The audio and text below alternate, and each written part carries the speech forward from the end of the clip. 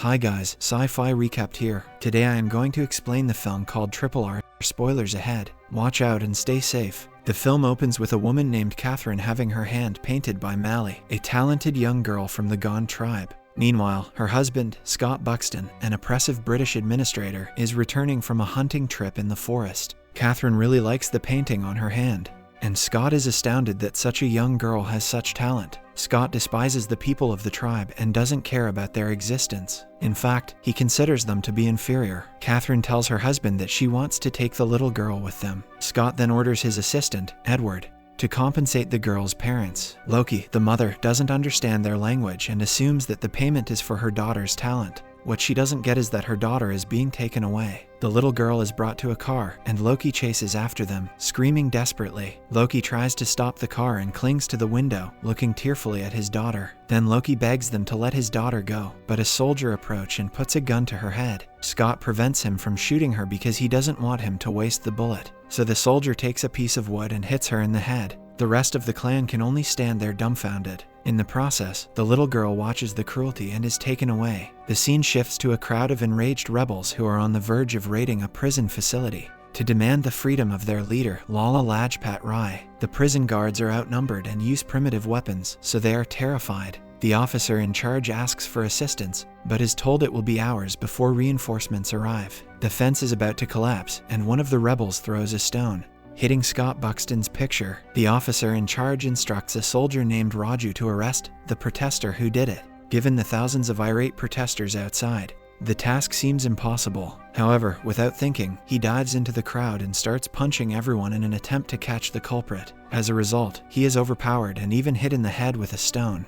But he doesn't give up. He breaks the hand of a rebel and then hits others with his stick. In the process, the culprit tries to escape but finds no way out. The soldier runs up a tower, which then collapses due to the rebels who continue to climb it. He then finds himself surrounded again and pushes the rebels off a cliff, killing them. Later, he spots the culprit in the crowd and chases him. He grabs him by the arm and, despite being overpowered several times, manages to take him to the commander successfully. Everyone is amazed by his abilities, and even the rebels are now terrified and running away. In the next scene, we witness a ceremony during which the 3 best officers of the year are chosen. Raju is visibly outraged when he realizes he was not chosen. However, he continues to train hard. The action shifts to Venkat, a special advisor to the Nizam. He wishes to meet with Governor Scott, but since the latter is unavailable, he informs his assistant, Edward, of the reason for his visit. Mally was kidnapped by Scott and his team. Now, both the tribe and the police department want her back. Venkat informs Edward that the tribe has a guardian willing to do the impossible to safeguard the girl, subtly threatening him.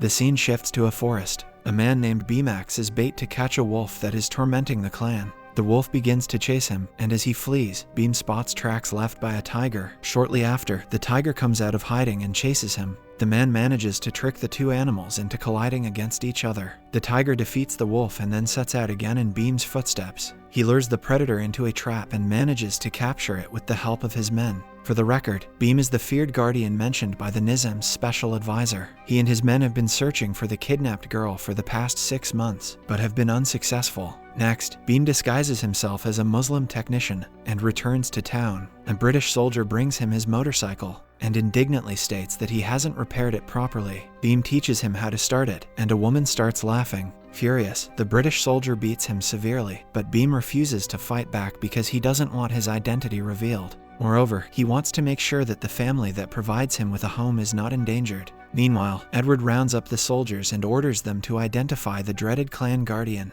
and capture him. Catherine states that whoever can do the impossible will be promoted to the rank of special officer. The commander says they can entrust the mission to Raju, and he accepts the challenge. Later, Raju talks to his colleague and states that there is no need to search the whole city because the guardian will come to them alone. He also suggests that the police pretend to be on his side so that they can trap and capture him. Beam and his men study how to gain access to the governor's residence. He sends one of his cronies, Django, to pose as a worker. Django is beaten as soon as he is caught without papers. Jenny, the governor's niece, scolds the soldier for treating the worker inhumanely. Jenny helps Django and lets him go. Beam devises a plan to gain entry by befriending Jenny. Raju attends a meeting of pro-independence rebels in hopes of discovering information that might lead them to Beam. He wants to make the tribal chief believe that they are fighting for the same cause. As a result, the tribal chief will loosen his guard. Raju even proposes to assassinate Governor Scott. His plan works because Bhim's brother, Lachu, falls for it. Lachu secretly approaches Raju, telling him that he and his brother also want to kill the governor. Ruja asks him to take him to his brother, and Lachu agrees. They run into a roadblock, and Raju whispers that he is an officer, telling him to let them pass. The policeman returns with the papers and gives Raju a military salute. Lachu realizes it is a trap and runs away. Raju chases after him,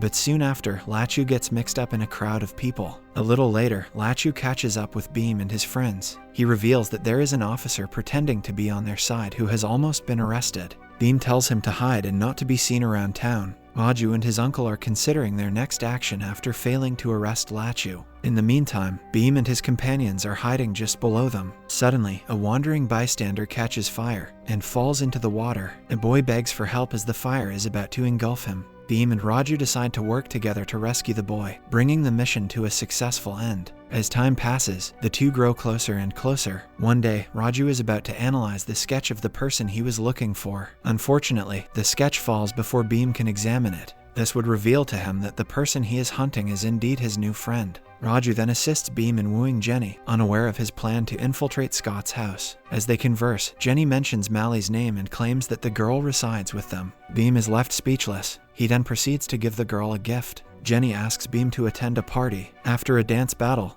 Bhim is invited to Jenny's house. At that point, he realizes that Mally is really inside and is being held captive. She begs him to take her home immediately, but this means that both of them will be arrested. Finally, he promises to free her and leaves. Meanwhile, Roger pursues and captures Lachu so that he can reveal to him who his brother is. During the process, Lachu throws a deadly snake at Raju, who is consequently bitten. Lachu warns him of his impending doom and informs him that the antidote is known only to the Gonds. Soon after, Raju reaches Bhim, who immediately takes care of him. After noticing similarities in the religious accessories between Bhim and Lachu, Raju finally discovers the truth. Bhim is completely unaware of Raju's hidden identity and confesses his tribal origins and mission. Bhim's men break into Governor Scott's house with a truck full of various animals to create panic among the party guests. As the animals charge Scott's guards, Bhim fights some of them. Then Bhim gets Jenny to safety, and in the process, Raju appears dressed in full military garb. Bhim is surprised because he had no idea that Raju was a British police officer. Raju arrests Bhim despite his pleas not to do so, because his only goal is to save Mally. Bhim refuses to be chained,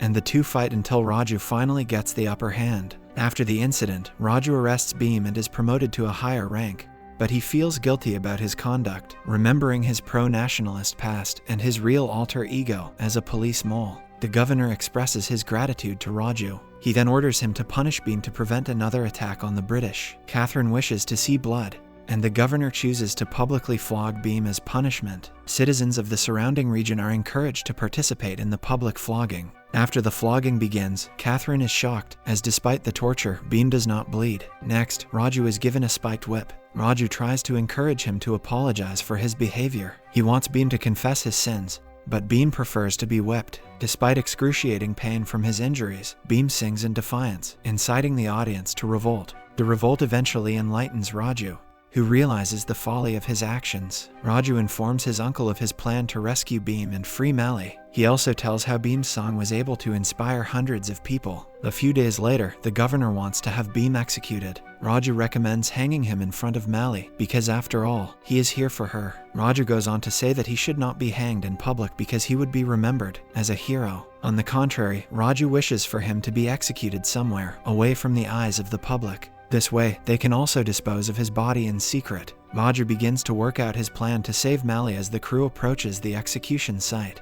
Meanwhile, he is seriously injured, but Mally manages to escape into the wilderness. Raju shoots the policemen who approach him. After hearing the gunshots, Bhim starts fighting the officers guarding him. Then he sees Raju coming and thinks he wants to kill Mally, so he hits him violently in the face. He then hits him again and runs away with Mally. The authorities are now intent on capturing Bhim again. The government offers cash rewards for his capture, and posters are put up throughout the city. Meanwhile, despite being days away from execution, Raju remains stubborn and continues to strengthen his force. In the meantime, colonial officials corner Bhim and Mally. They are seconds away from being arrested. As one of the police officers enters the room where they are hiding, Sita, Raju's girlfriend, pretends that the people inside are suffering from a contagious disease. This causes the police officer to flee. When he informs his boss, everyone is told to leave the house. Without understanding who Beam is, the woman reveals Raju's true anti-colonial goals and his impending death. Beam pledges to defend him after realizing that it was his fault, as he believed Raju was attacking Mali. He promises Sita that he will do everything to save Raju's life. Beam infiltrates the barracks where Raju is being held.